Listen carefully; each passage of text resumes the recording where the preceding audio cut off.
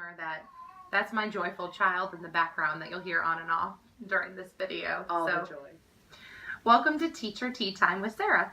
And Kari. Nice to have you here. Thanks for having me. Very first person I get to interview, which I'm very excited about. You are the perfect person to be the guinea pig. So tell all the viewers about your teaching experience. Well, I just started my 6th year of teaching. This is my 3rd year teaching middle school band, which is 6th, 7th, and 8th grade beginning band. And before that, I taught for 3 years in elementary school, general music, kindergarten through 5th grade. Very nice. So you've got a nice array of experiences. Lots of ages. That's awesome. How do you find joy in your teaching? Because you're one of the most positive people that I work with. Thanks. I try. It's not always easy. I do a lot of different things because sometimes I do something that makes me feel really joyful and then it wears off. And then I do something else and then it wears off. Currently, I am getting a lot of energy from exercising. You rock. And I have a lot of energy and excitement about my job from the start of the new school year.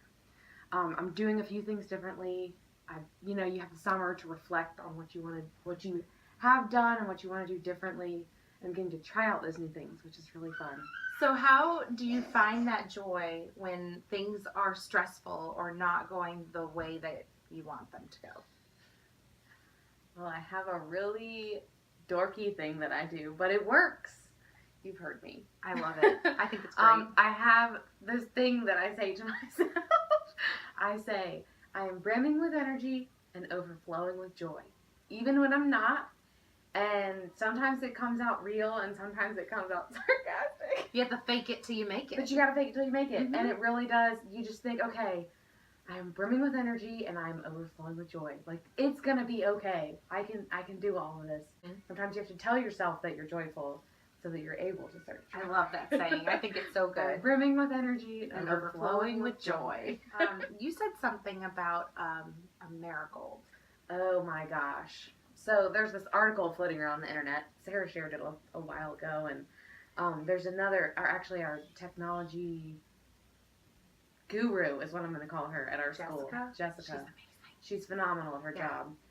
Has also told me about this before, but the idea of finding a marigold in your school, or surrounding yourself with marigolds, because in gardening there's this thing called companion planting. You plant things together that thrive together, and apparently if you plant marigolds with tomatoes, the marigolds kind of work as a natural pesticide and help protect and help the tomatoes grow better. And the marigolds bloom by themselves anyway. And then the article also talks about walnut trees, I think. And the walnut trees, steer clear. I never knew this, but they release some sort of toxin into the soil. And it's the same thing, like finding people in your school to surround yourself with who help you grow and support you and make you feel good. And it's easy to fall into a trap of complaining. And even though everyone has things to complain about sometimes, and sometimes we just have to blow off steam. You should totally read the article because it's phenomenal. And if I ever figure out how to use YouTube, I'll put a link somewhere. Right there. Right there. When we talked about this interview, you said something about inviting other teachers in and welcoming new eyes, fresh eyes into your classroom and encouraging other people to do that. Oh, I think it's one of the best things that I've done, and also one of the scariest things that I've done. Even as a new teacher, like, I don't even have what I really like to do established. Like, I'm still trying new things and trying to figure out what works. But having a fresh set of eyes in my classroom, any kind of fresh set of eyes, whether it's an administrator or a teacher from down the hall or a teacher from the school next door. We're lucky enough to have the high school right next door. And I have a really supportive colleague over there. Just to hear how someone else would do the same thing I'm doing gives me great perspective. Now, the first time I did it, it was really, really, really nerve-wracking. And I'm not going to say I didn't cry. But I really, it's made me such a reflective teacher. And I think reflecting on your practice helps you continue to move forward, and that makes it fun.